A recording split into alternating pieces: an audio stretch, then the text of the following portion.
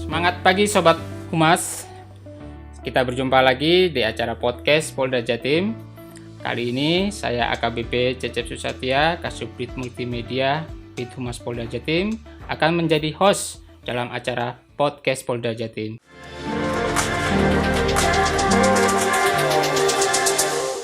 Kali ini kita akan berbincang-bincang dengan Bapak AKBP Samsul Makali. Beliau adalah Kabak Binop Ditreskobah Polda Jatim. Selamat pagi Pak Makali. Semangat pagi Pak Cecep. Apa kabarnya Bapak? Kabar baik, sehat, semangat selalu. Ya, Alhamdulillah. War on track, War on drug. perang melawan narkoba. Semangat. Baik Bapak, informasinya belakangan ini ada kegiatan yang cukup besar yang dilakukan di Ditres Narkoba Polda Jatim, yaitu kegiatan operasi di Kampung Narkoba Bapak ya, benar ya Bapak? Betul Pak Cecep. Mungkin Bapak bisa jelaskan kegiatan tadi Pak, masalah Kampung Narkoba, apa benar memang di Surabaya ini kita masih ada Kampung Narkoba Pak? Sebelumnya mungkin kami cerita dulu prosesnya. Mm-hmm. Jadi sebetulnya kita ada Direktorat Narkoba. Dilepas saja Pak, biar enak. Ya, Nah, biar wajahnya yang ganteng bisa dilihat oleh netizen ataupun Sobat Humas. terima kasih.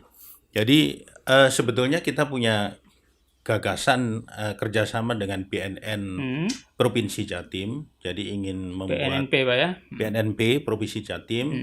Kita ingin membuat posko kampung bersih narkoba. Tempatnya yaitu di Jalan Kunti, Sitotopo, Surabaya. Memang dikenal oleh masyarakat di situ sebagai tempat kampung narkoba. Mungkin nanti bisa kami ceritakan dulu. Nah, dari niat tersebut, kemudian kita lakukan koordinasi, sebelumnya melakukan rapat-rapat. Jadi rapat kita laksanakan, pada intinya sepakat bahwa di sana nanti akan didirikan kampung posko kampung bersih narkoba. Kampung tangguh gitu. Kampung tangguh bersinar namanya. Bersih Kampung narkoba. tangguh bersinar Kampung narkoba. tangguh ya. Bersih narkoba. Bersinar itu bersih narkoba gitu ya Pak? Itu bersih narkoba. Oh gitu, iya. Ada beberapa tahapan sebelum mendirikan posko kampung tangguh bersinar itu. Di antara yang pertama yaitu harus ada kegiatan penindakan dulu. Jadi setelah nanti ada tahapan penindakan, kemudian baru razia-razia. Setelah dilakukan razia-razia, tindakan tahap selanjutnya nanti akan dilakukan sosialisasi. Bentuknya juga ada ceramah, kemudian juga tes urin. Jadi banyak tahapannya Pak ya? Banyak, ada untuk 4 menjadikan tahapan. suatu posko kampung bersih narkoba. Nanti setelah ada tahapan, setelah nanti tahapan ketiga tadi, kemudian nanti tahap keempatnya kita akan tatap muka dengan tokoh masyarakat sekitar. Bentuknya sama juga sosialisasi, sekaligus kita ajak sinergitas bahwa kita sama-sama akan memberantas narkoba dengan jalan pencegahan, mendirikan posko kampung bersinar. Yang posisinya di Jalan Kunti. Jalan Kunti. Nah, terkait tadi pertanyaan apakah di situ memang rawan narkoba, tentu kita bicara data, Pak. Cukup ramai Pak ya? Cukup ramai. Jadi dalam satu wilayah RW itu sendiri, Kampung Kunti, rata-rata yang TKP-nya Kunti itu 1 tahun bisa 30 kasus. 30 kasus ya, dalam 1 tahun. Dalam 1 tahun. Itu belum kalau dia ketangkep di luar. Ternyata asalnya barang dari wilayah Kunti. Nah, itu yang sulit kita telusuri, tapi kita berdasarkan data itu, jadi 3 tahun terakhir aja kita kira-kira juga ada 100-an kasus di situ. 3 tahun terakhir ini. Barang buktinya cukup besar Pak di sana Pak. Untuk barang bukti di sana ini kan pasar pengguna ya Pak. Pasar pengguna. Jadi sampai dengan saat ini barang buktinya memang belum kita dapatkan yang besar. Rata-rata 1 gram, 2 gram, mungkin paling tinggi 10 gram. Karena di situ hanya pasar kilatnya. Oh gitu. Ya, pasar kios. Orang-orang hanya sekedar datang untuk Datang, membeli. membeli menggunakan di situ, Oh, Pak. menggunakan juga Iya. sekalian di situ. Jadi ada suatu tempat nanti kami ceritakan di Oke, situ. oke. Ada satu tempat yang memang disiapkan Mhm. oleh ya anggaplah bandar lah situ. Walaupun sifatnya kecil tapi bandar. Bandar-bandar. Baik. Oke. Baik, Bapak. Kemudian untuk kegiatan operasi itu sendiri melibatkan berapa personil, Pak, dari lingkungan maksudnya dari instansi mana saja, Ya. Pak? Kalau personil dalam penindakan dan razia kemarin pada tanggal 6 Oktober Mhm. 2021, personil yang kita libatkan sekitar 450. Oh, 450 orang ya. 450, Banyak juga, Pak. betul. Dari Direktorat Narkoba sendiri ada 80 orang, kemudian dari BNN ada 46, 4 Ya. BNN provinsi karena memang kita sinergi. Kemudian dari BNK juga ada.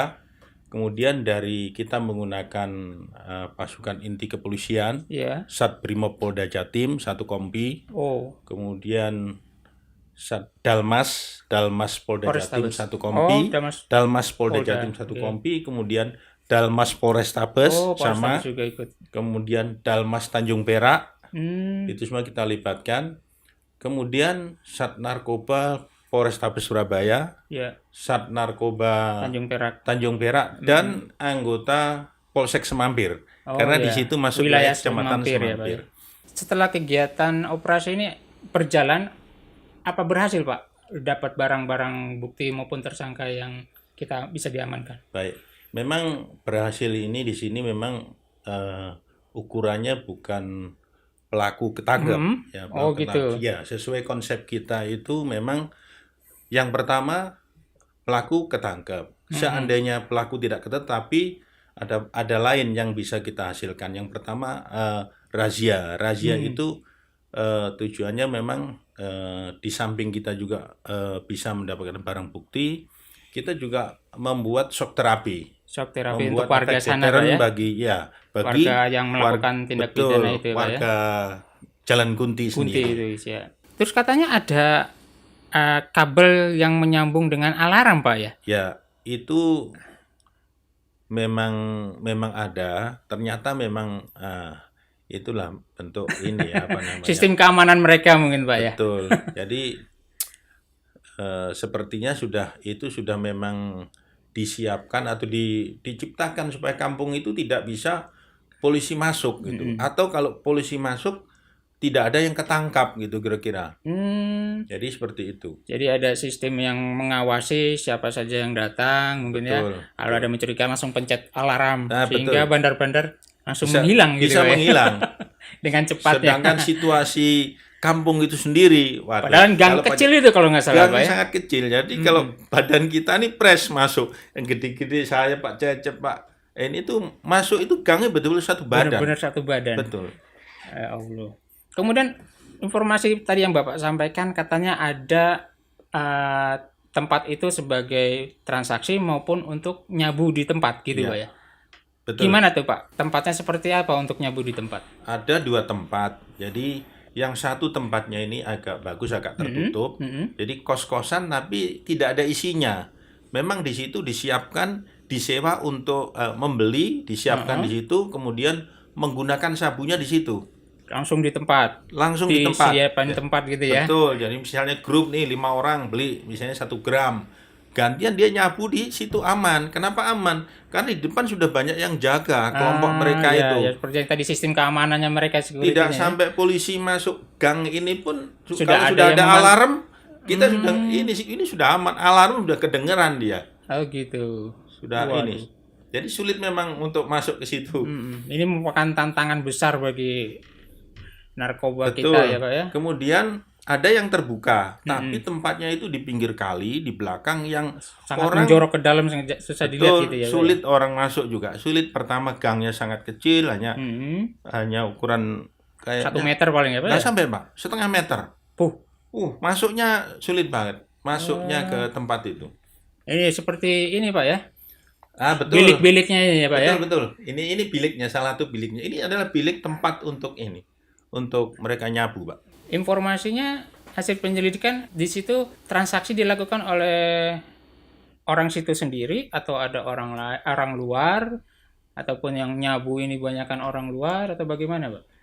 Kebanyakan orang luar, Pak. Orang luar. Kebanyakan Cuman orang luar. ada informasi di situ bisa beli, bisa Betul. nyabu, akhirnya banyak yang datang ke situ, Pak ya. Dan bisa bebas dilindungi. Oh. Sebetulnya pelindungnya juga mereka sendiri, Mereka Pak. sendiri preman-preman Kelompok di sana pelakunya. ya. Betul. Pelaku-pelaku sendiri di situ.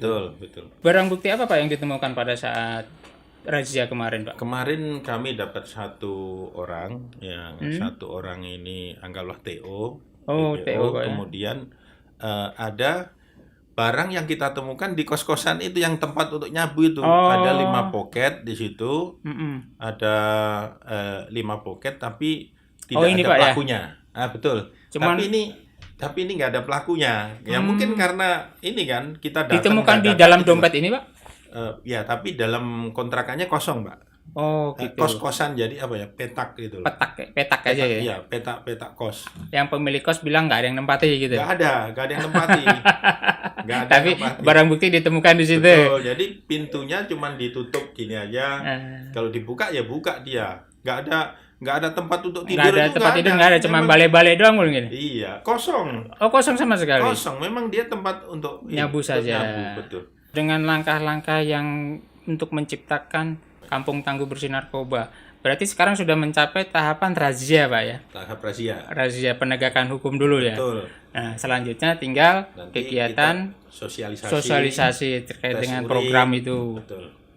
Rencana kapan tuh, Pak, dilaksanakan kegiatan sosialisasi ini? Rencana dalam waktu dekat kita rapat lagi dengan BNN untuk menindaklanjuti tahapan berikutnya. Oh, tahapan gitu. sosialisasi. Sosialisasi. Untuk sosialisasi mungkin nanti akan melibatkan selain dari Ditras Narkoba, pihak mana lagi, Pak? Di narkoba, kemudian BNNP ya. BNNP, BNK, Binmas, itu kita libatkan. Kemudian dari Satpol PP, kemudian Bakes Bangpol. Ada tokoh agama nggak gitu, Pak? Nanti kita libatkan, Pak. Dilibatkan. Gitu ya. Baik. Terima kasih. Mungkin ada pesan, Pak, sebelum kita akhiri podcast hari ini untuk warga Kunti khususnya ataupun masyarakat Jawa Timur secara umumnya. Sebelumnya pesan kami sampaikan bahwa beberapa kali sebetulnya petugas baik dari Direktorat Narkoba maupun dari Polres KB3 Tanjung Perak itu sudah beberapa kali itu gagal melakukan penangkapan di situ, Pak. Dengan sinergitas kita dengan BNN, nanti ke depan mungkin bisa tercipta kampung bersinar ini di Kunti. Mudah-mudahan polisinya juga tidak patah semangat, tetap mau membantu masyarakat untuk bebas dari narkoba. Betul. Dan perang dengan narkoba. Terima kasih, Bapak, atas bincang-bincangnya pada pagi hari ini. Mohon maaf bila mengganggu waktunya, dan semoga bincang-bincang ini bisa menginspirasi masyarakat yang mendengarkan, netizen yang mendengarkan, dan bisa menggugah rasa semangat untuk berperang dengan narkoba secara bersama-sama dan bersinergi dengan kita-kita semua. Baik. Terima kasih, Pak Cecep. Baik, Sobat Humas, nantikan podcast kami berikutnya dengan tema maupun cerita ataupun materi-materi yang lebih menarik. Dan jangan lupa untuk subscribe, like, dan komen.